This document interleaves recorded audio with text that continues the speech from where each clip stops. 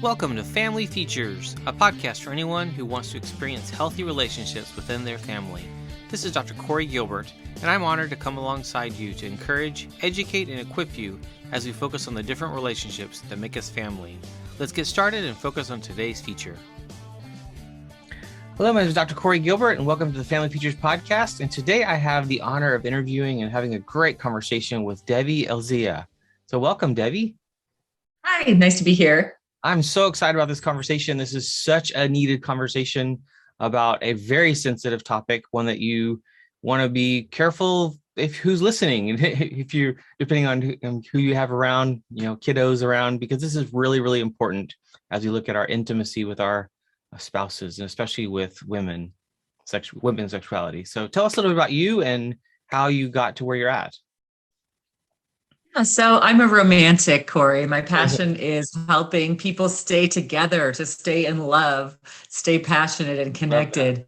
So I'm an intimacy counselor for women. I'm a Colorado psychotherapist, but my methods are not really based on therapy, because just because a woman isn't enjoying her sex life or because a couple's having relationship struggles doesn't necessarily mean they need therapy. They may just need skills and mindset changes and a guide. So I use coaching methods to help people, or anywhere and all. And you'll see from my approach as we talk about it, it's different. It's about acquiring, skills and shifts and understandings and practices and home play. So there's nothing wrong with you, is what I want to say. It's like, unless your sexual issues are rooted in, terrible traumas and things like that. If you struggle in this area, there's nothing wrong with you. It's just that female sexuality in particular is complicated. And we're going to talk, you invited me to talk about the 7 things that women need for great sex and love lives. And I say these are more for the long-term, relationships for the long term, and it's for loving intimacy. Anyone can have sex. Animals can have sex. Porn stars have sex. No. What most women want is lovemaking. We want intimacy. We want to be held and seen and cherished. And lovemaking is a wonderful bridge to getting that kind of intimacy. Love that. I can't wait to get into that. Tell me though, how did you get into this, and a little bit about your journey? Yeah. So I'm happily married to my husband, David, who is wonderful. And I endured a sex-starved marriage. My first marriage, it was sex-starved. He didn't touch me for literally 7 years. So I know the pain and loneliness that goes along with that. Yeah. It's also sex as a leading cause of people divorcing. And so years later, and I actually have a background in law. I'm an attorney originally, and really? My wonderful, my beloved husband David had asked me. I was at a career crossroads, and he said, "What are you interested in? What do you want to do?" And we had discovered tantric sacred sexuality in the meantime and such. And I said, what am I interested in? Love, romance, preventing people from divorcing and messing up their kids' lives, like my own childhood and then of course I went ahead and divorced, right? So, helping people stay together and such. And I was passionate about that. And then I had a daughter with her own mental health struggles and such. So I was drawn towards this kind of helping profession, and I changed, careers later in life. So when you get to follow my passion. Yeah, and you said that word tantric. A lot of Christians especially kind of shy away and they get scared of that. But I remember in our conversation we had the other day, you mentioned how in your training, everyone seemed to be so focused on sex being this high, this crazy thing you do, this almost drug, and how you saw it different. You were like, no, this is about intimacy and deeper relationships. And I remember, I loved that. Oh, yeah, that's right. You said you have a hard time getting guests to speak on your show about sexuality because the values are often not aligned with your Christian audience. And I said, I hear you, because I've done a lot of my sex and intimacy training in Berkeley, California. And it's a very, the heart of the sex positivity community. And at one point, I got up in a room full of, I don't know, 130 people or something. And I said, you're so focused on not shaming anything to do with sex, except when it comes to married and monogamous sex, which you call the fairy tale. Oh gosh, that's crazy. The fairy tale. Well, if you want the fairy tale. And I was like, you know what? I just think that a lot of this sex positivity people are kidding themselves in a way, because they want, women to experience sexual empowerment by going out there and screwing around and, sowing wild oats and exploring and having many partners and treating sex as a sport in many ways, right? Especially if you embrace things like porn, because if that's become the de facto sex ed, right? Yes. Sex education, that's where most people get their sex education from. And there's no loving, there's no honoring, there's no cherishing in pornography or in sports. Can I say the F word? Yes. I won't. Yeah. You know what I was going to say. And in sport blanking. Oh, it's so sad. It's such a disgrace to who we are as people, because it does, in the end, it's empty. It's always empty. There is something about two people together for life, but there's a deepening and deepening and deepening of intimacy and friendship that you're not going to find in that other kind of game, if you will. So I love that that's something that you discovered, and you started kind of pushing against and going, wait a minute, no, what are you doing here? Yeah. So that's neat. Yeah. And so, I think it ends up people feeling used. Mm-hmm. Oh, and it also, if sex is good, it floods you with bonding hormones. Yes. You want to care about that person. So why not take advantage and create bonding, loving hormones in your own relationship?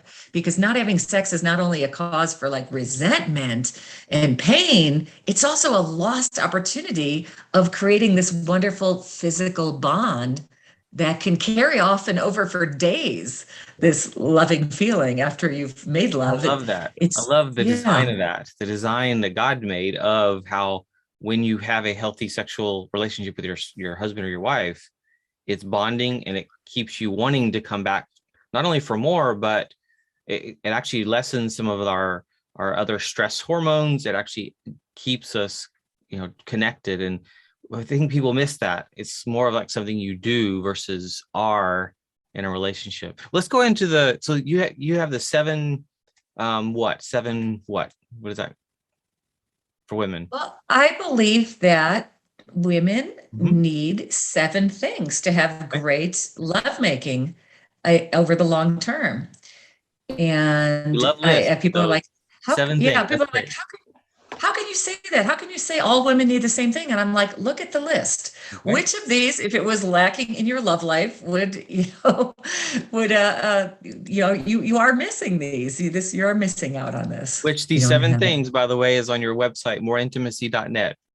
And so we'll have links to the show notes for that. But yeah, so what's the first one? So the first one that women need is knowledge, right? We need a sex ed that's pleasure-based, that's not based upon porn. We have to unlearn that, right? So, and it's personalized to every woman, because every woman is kind of different. Hey. What turns a man on? A woman. What turns a woman on? Well, let's think about that. Love that. Yes. So what does so not only does she need knowledge, she needs knowledge about her own anatomy. Let's face it, people didn't even know what the clitoris was some years ago, and they only recently discovered that it was not this little bean-sized thing, but it's actually it has as much erectile tissue as a man's organ. It's just all hidden underneath the surface. Who knew? Still deal with that. I still have clients who don't know where the clitoris is or what the purpose is. So yes, there's still a very much a lack of knowledge. Yeah, so we need to know about, anatomy, turn on, arousal cycles, And then on top of it, what this woman might like. What might you like? Because you're individual. And then not only that, but how do you get it from your partner in a way that feels connecting and like, we're in a team together instead of like critical, right? Because your partner could take it in a very critical way. How do you communicate? Mm-hmm. That's all under knowledge. Imagine that And alone. we could probably talk about that one for the next few hours, just how big that one is, knowledge. Any one of these 7 topics could easily be a whole segment. Because so many don't even want to get the knowledge. It's just don't invite me there, which is heartbreaking to me. I hear that a lot from clients. Don't invite me into turn off the lights. Mm-hmm. Yeah, exactly. Turn off the lights. Let's get this over with. Right. Which is not the way it was meant to be. So correct. Awesome. What's the second one? I have worthiness and confidence. Love right? that. We receive negative messages about our sexuality. It's kind of odd because it's like sex is so taboo. And then once you're married, you're supposed to just know what to do and enjoy yourself. Right. So you have to sometimes unlearn, negative conditioning about your sexuality. And then on top of it, put some confidence in there. And people are, hard on themselves. Yes. Your women feels like so many challenges, like they have to have this perfect body, this perfect relationship, this perfect performance. So and at all. Yeah, learn some self-compassion. Your beloved would much rather have your imperfect body pressed enthusiastically against his than he wants that Instagram model, So true. And that gets lost in so many couples because of the lack of conversations, the lack of other ways of intimacy. Like it's really about the conversations we have as a couple that lead to then physical intimacy. So like one of the areas I know my wife and I enjoy is that intellectual intimacy. So the conversations that get deep, theological or listening to sermons, but it leads to a deeper intimacy and how important that is. But yeah, the second one is worthiness and confidence. It's amazing. And that leads to feel worthy. The deep conversation that you mentioned, I've put under the category of emotional connection. Third ones, yeah. Right? There's a big difference between having sex and making love. There's a comfort in sexuality and an ability to be explorers when you feel safe. Yes. So how do you create this goes back to the relationship. So often to help a woman have a great sex life, we have to go back into the relationship. If there's a lot of conflict and arguing, guess what? You don't feel safe and loving with each other because you're not. Boy, and I've seen sometimes that they actually will have sex or will not even make love, have sex every few days, and they hate each other. And I'm like, where did that come from? They disconnected their body from their brain, and it's something they just do versus that relationship part. So reconnecting that and coming back to not only the knowledge, the worthiness and confidence, but that emotional connection is absolutely critical. And it's not meant to be left out like it's just a physical thing. And a lot of times it's because women have been taught to be men, basically, which is sick. That's not how men should be. Yeah. I hear you. I mean, I'm one of the few, I'm such a great fit for your podcast, I have to say, because I'm one of the few people that will say, I help women understand your man is not like you. He is not a big, hairy woman who is misbehaving. No, he sees the world through an entirely different lens. Yeah. And by helping my women understand, I didn't need to take that personal. He was just being a man. He was just, then they start to break down walls, right? Your man built a wall up because, you've been hard on him. He's been walking on eggshells due to the house, due to something that you said to him, due to, this or that. He's built up his wall, his armor. That's a man's natural state, unless he lets a woman into his heart and such.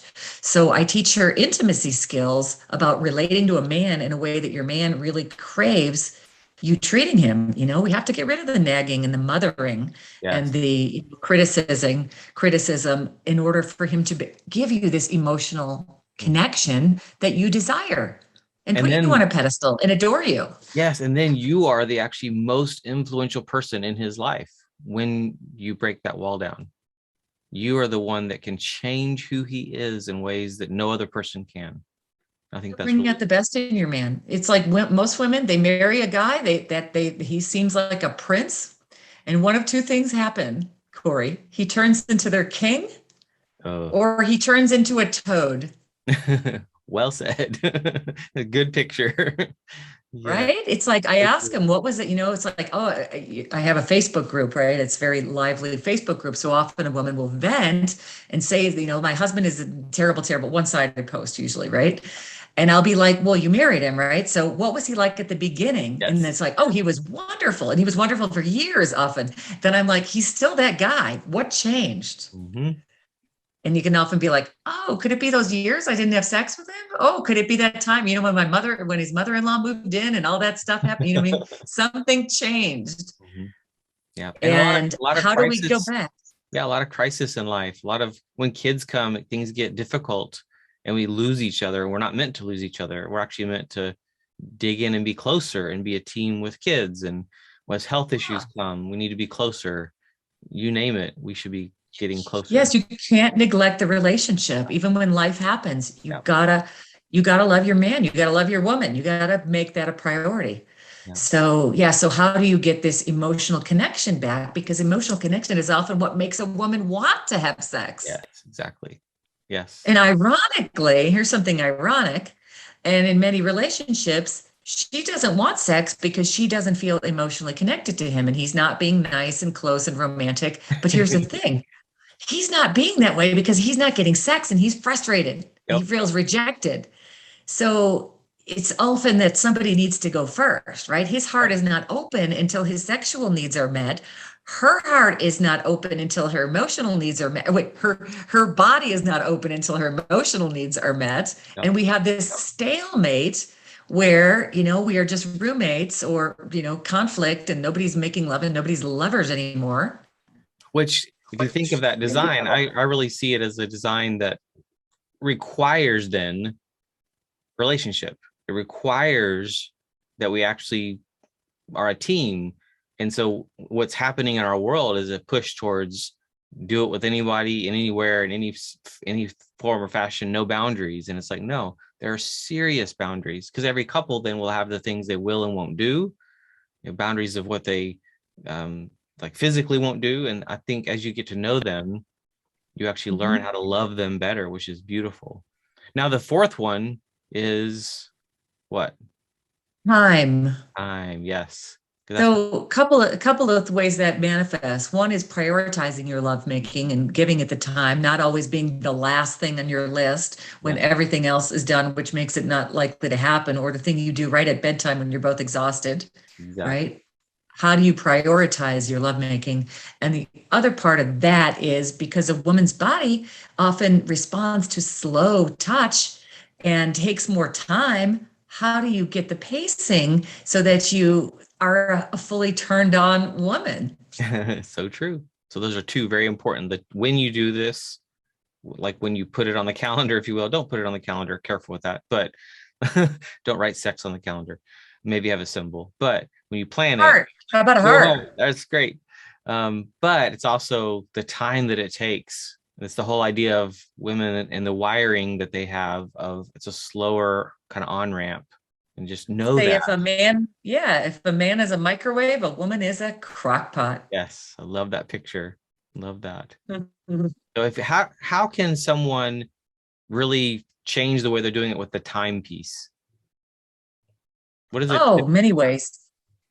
Yeah. Well, one is, if you understand your anatomy and such, and you realize, wow, it does take me longer to get in the mood. There's a lot that a woman can do to prime herself to get in the mood.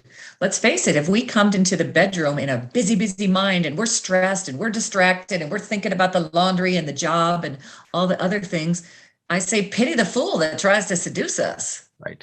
So true. So a lot of this really is what's happening in the mind.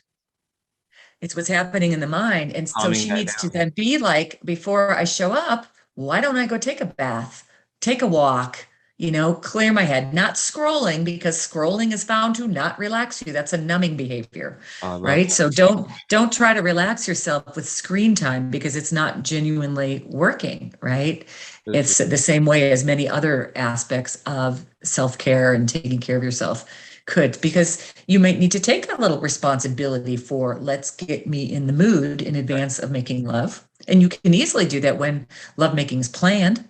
Yeah. Planned lovemaking is not like some people are like, oh, that's icky. It should be spontaneous. We should just both want to rip each other's clothes off. That doesn't happen in long-term relationships very often, right? So that's a recipe for a sex-starved marriage.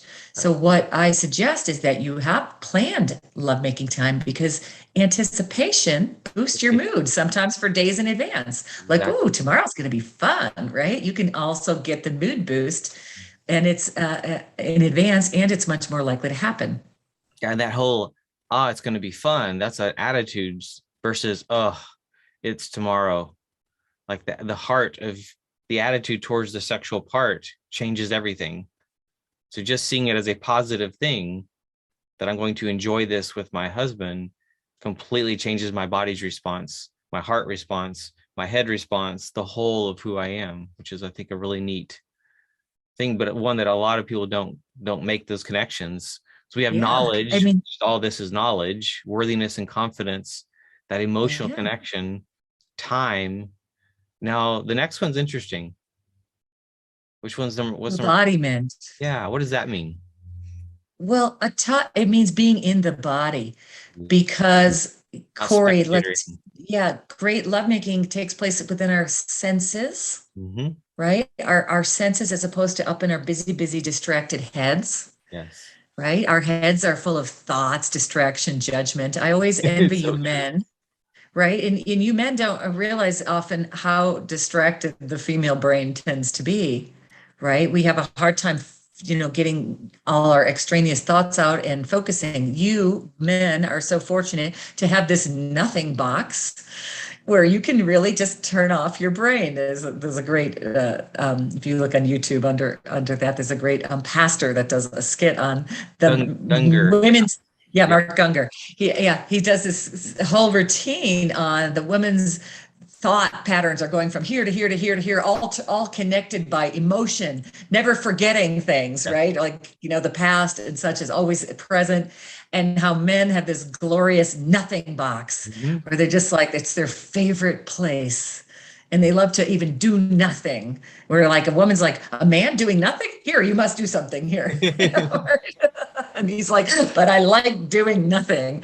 So, Which is why so if we're you think so of a lot of the different. habits, yeah, a lot of the habits that men and women have, like my wife and I found out we're wired the opposite in a lot of those areas. She's got the nothing box, and I'm the one that's got all the connections and just never stops. But in the end, that may be a little bit true. In the end, she is still so female and I am so male. I just don't necessarily have that kind of wiring. And that's where I think we're into a mess in our culture right now, where it's this is male and this is female. And it's like there's so many versions of us. Like I can look at myself and she can look at herself and go, I'm broken, as I think I've seen on your website a lot. No, you're not broken. You need to learn how you're wired. And then so like even embodiment is learning more about yourself.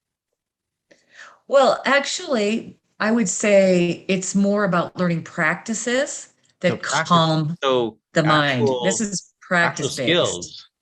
Yeah. I love Just that. like people learn yoga, they Yeah. learn meditation, they learn breath work because Yes. being relaxed and not distracted is a practice. It is. It It takes some effort to learn to be, if you assuming that you are a person that is of a distracted mind, does. to learn to calm yourself. And this carries over to all areas of your life, right? So there's a whole field now called positive psychology that I have studied, which is traditional psychology has always been focused on the, mental illness, Yeah. suffering, pain, problems, often focusing on the past.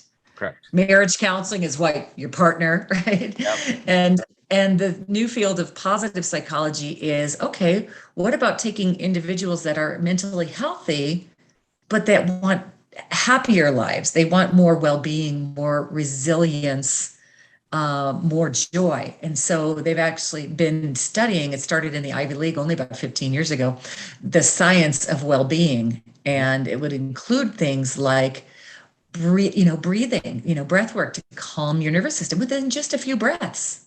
Yep. I invite people listening to just like take a breath or two. Yeah. And I should do it myself as I'm talking a mile a minute here. And notice that within just a few breaths, you can calm your nervous system down. So in positive psychology, also like thinking positive thoughts, like about gratitude, like my life might not be perfect, but dang, look at all these things I have. Oh, that word Look how gratitude is huge. safe I am in this moment. I mean, bad things are happening somewhere else in the world, but you know what? I'm really safe right now. My spouse is also like, they may have left their socks on the floor, but they're really wonderful in all of these areas, right? So it's like you by focusing on the positive, you create a happier life. You create more resilience too for life's downturns and such.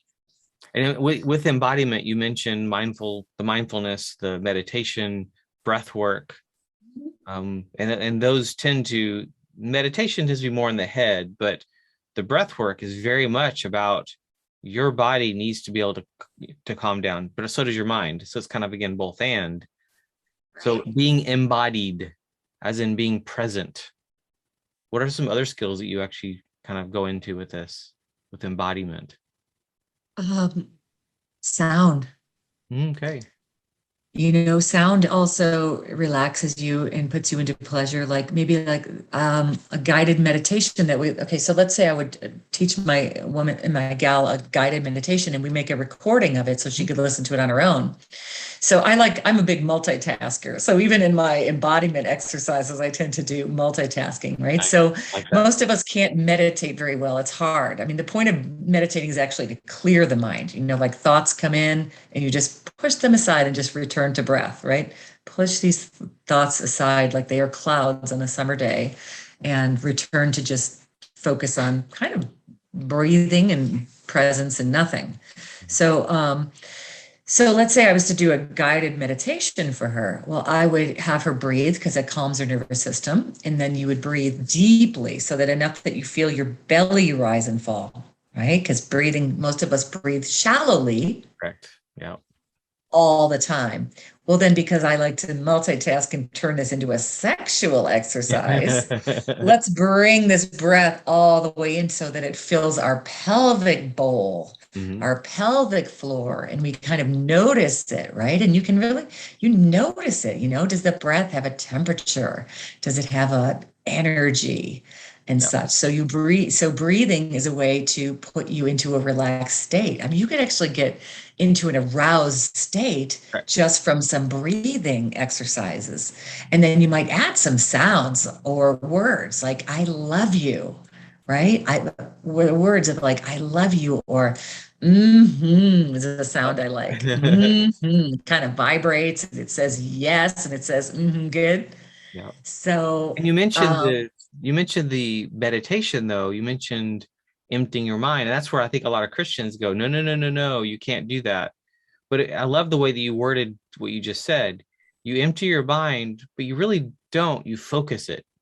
You focus it on the breathing and on what I'm feeling. You mentioned when you push that down, you focus on the temperature of that and the feeling of pushing that breath down deep.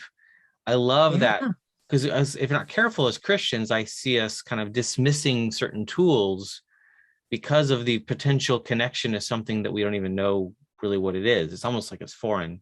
Versus, no, these are truly tried and true tools that allow us to connect to our body, to calm our minds down, to really get our body, and as you said, actually fully bring ourselves to a place of arousal, which is that prep work, to then enter into that time with your husband. That's actually beautiful. But a lot of it is mindset. A lot of it is focus. It is actually then calm. Yeah, I don't see why. I mean, because these do come out of the Eastern traditions, and maybe that's why might be some skepticism about them because of the origins.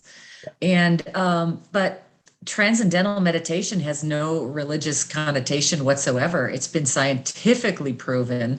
I like science. The science of positive psychology is not just about raw positive thinking. There's actually science behind it. So, and it's nice because it's been studied. Right. Anything foreign, we tend to be afraid of at times. But also when there's been certain things tied to it, which is that's sad. That's probably, this is an important conversation, I believe, for us to really go, wait a minute, that embodiment piece. I believe what I've seen with Christian couples over 22 years of working with people, we ignore it. It's like we're a body separate, or the body is separate. And it's like, no, when your mental health is not okay, it affects your physical health. When your physical health is not okay, it affects your mental health. When your spiritual health is not okay, it affects all those others. And there's it's all connected. So I believe this is probably one of the most important skills to how do I know my body and actually give it the time of day, care about it, give some attention here to these skills that we're talking about here. And then that next one, number 6, I think it is, we're at. What's number 6? Because that's sexual fitness. I have sexual fitness on there, which is a lot of women experience pain. Yes. Right. So how do you get rid of pain during sex? Of course, the number, if there's not something that the doctor has physically found wrong with you, the number one cause of unexplained pain is you're just not turned on. Correct. Number 1 is get checked out. That almost always, from what I've seen, yields to be fine. Yep. So the number 1 you said is what again? You're not turned on. Exactly. You're not ready. Goodness. Your body is saying, well, wait a minute. Yeah, so true. So important. Mm-hmm. So that means there needs to be attention placed on it's back to the embodiment, and also knowing your body, and then the prepping your body for something that's actually supposed to be a good thing. That's really and that goes back to the time. Take your time. Yep. It's not unusual to take 20 minutes or more for a woman's body to get aroused. Premature penetration is the top source of pain. Yes, it is. And then it's so ironic because I think most men are good men, right? And they would like more than anything else for their woman to enjoy making love to them. Mm-hmm. That he would, unless he's completely addled by over-porning. Correct. He would slow it down and enjoy touching her body and turning her on and learning what appeals to her. But if she doesn't know herself and she doesn't know that this is the reason she doesn't enjoy sex, then you kind of have to be the guide. Right. And if he's been trained like from porn or even just society, a lot of it is just, and I see this again with a lot of couples, a lot of newly married couples, it's a disconnection. Because he's supposed to know it all and he doesn't. She's supposed to know and she doesn't. And so they're lost and they don't even know. This is why someone like you, someone to turn to go, I have some questions, because this is a very personal, sensitive topic. And what I see is a lot of people just suffer. They don't turn to help. They don't turn to guidance. And oftentimes it's not this huge mountain that needs to get climbed over to fix. It's something really small oftentimes. And even those listening, you think through these 6 things, we got one more left, but these 6 things so far, I bet you one of them stands out more than others as to, I need some work there. I need to work on that. Yeah, even people with good sex lives could get better. Absolutely, yes. Because even good is going to get boring over decades. Mm-hmm. Yeah. It's hard to keep this up. Mm-hmm. Yeah, it's hard to keep up this kind of lovemaking and connection without conscious effort. Mm-hmm. Which that last one ties into that. Number 7. Creativity. Yes. Yeah, creativity. Exactly. So spice it up. So mix it up. It's also about the emotions that you want to feel. So it's not just about positions. Right. It's because it's a connection and a bonding experience. What emotions do you want to feel? There's a great quote on sex is not a thing you do. It's a place you go. Love that. Yes. It's a place you go. So what do you want to feel? Do you want to feel playful sometimes? Do you want to feel powerful? Do you want to feel cherished, naughty, adored? Let's play with the emotions you want to experience. Love that. That's such a great focus. Because a lot of time people get focused on doing it in places that are more risky or the positions. And in that, they lose the person because they get so focused on performance, they lose the person. This is not about performance. I love the connection back to the emotional. Connected to the emotional, creativity can be almost unlimited. Yeah. And then there's the added layer as we get older, Mhm. I mean, like 50% of men in their 50s have erectile dysfunction, 60% in their 60s. If we always do the same old, penis-centric sex, we need to be more explorers together to be able to keep the lovemaking going on. Because what happens is often at that point is like sex is just turned off, the end. And Correct. then there's all this rejection and lost And opportunity it's back to for number one, lovemaking. knowledge, knowing that this is going to be a part of aging. Like then you Mhm. can learn to expect that as we get older, oh, that's a natural thing to happen as I'm getting older, or stress from work or other kinds of triggers. Erectile dysfunction is actually normal. We've made it into a disorder, which is what I don't like about most of the sexual disorders. It's like, no, these are actually quite normal and very easily overcomable. Like they can be, you can be taught how to Yeah. do I these. was uh, I was interviewed on a podcast a few weeks ago called Men's Sexual Health by Mhm. a doctor, an MD who specializes in helping men with erectile dysfunction. And she says, she had me on the show because she says curing the blood flow issue is the easy part. Mostly she tries to do it without pills because Correct. pills create a dependency and then they So stop true. working. Yes, so And then true. they eventually stop working. So they work for a good long time, probably, but they stop working. And Yeah. so, and of course, it's an expense and it's a drug and it's all these other things. So she helps cure men. And it's usually, I hate to say it, but it's a lot of lifestyle.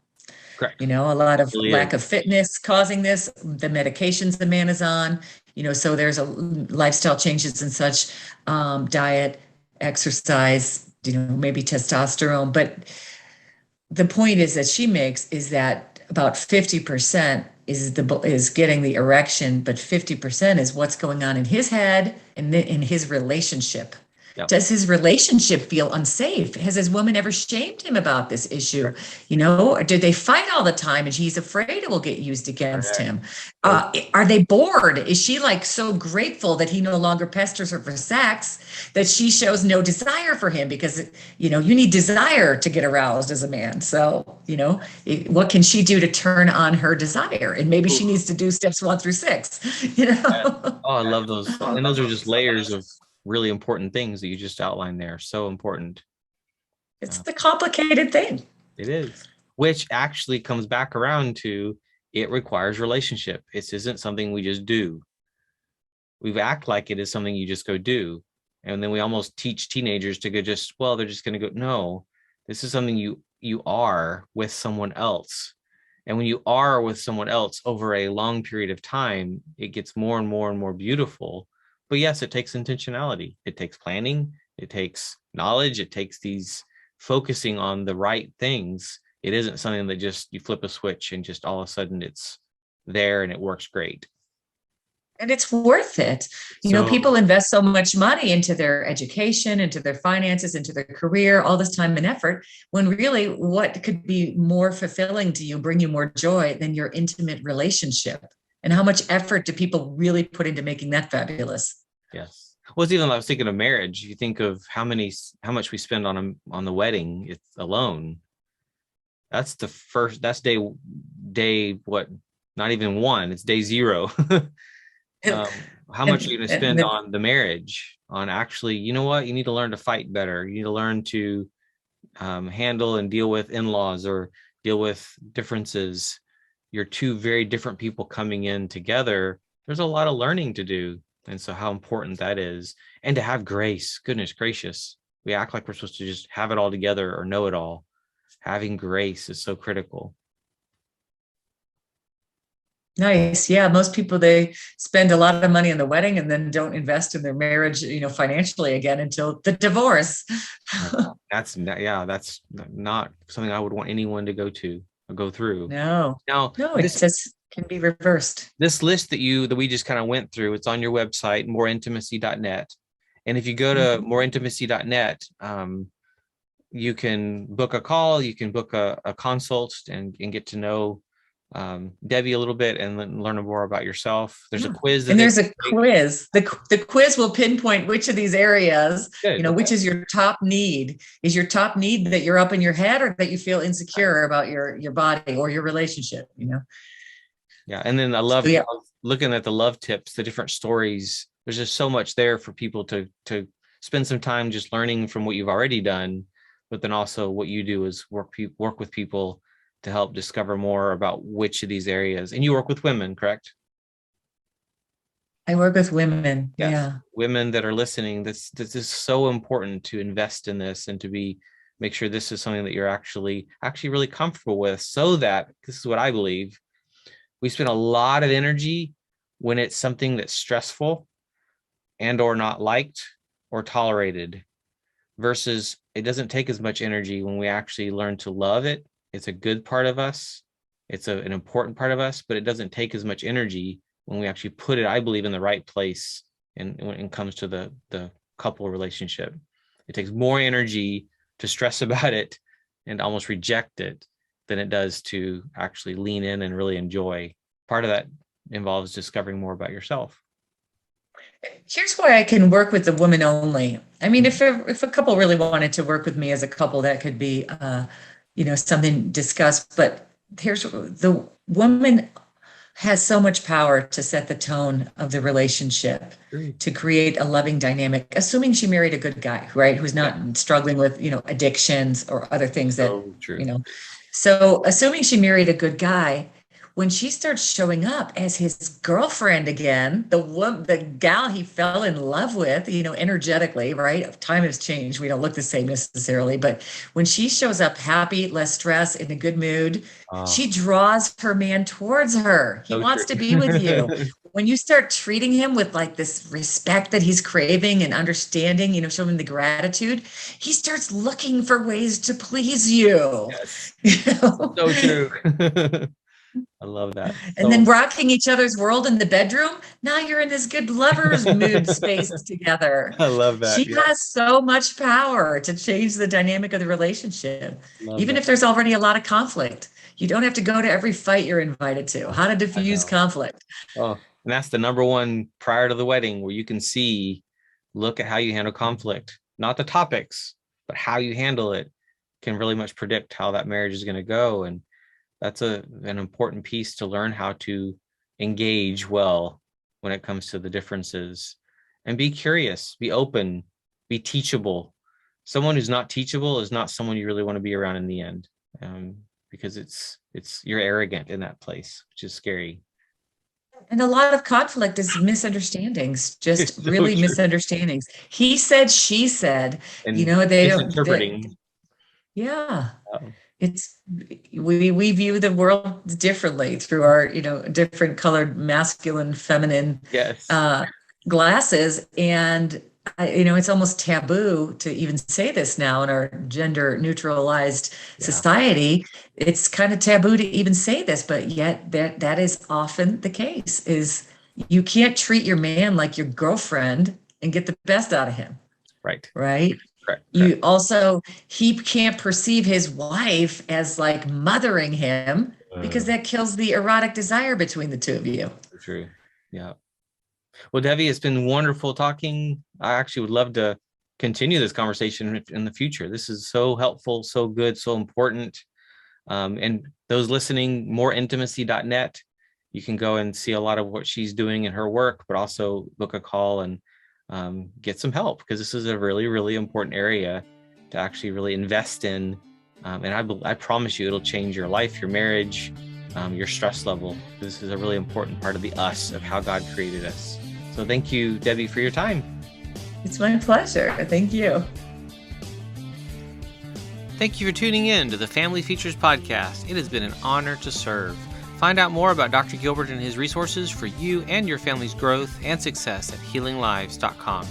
And if you think you could use some support along the way, be sure to book that call at bookdrg.com. And one more thing, if you found this helpful, please share this podcast with others so that we can change the world together.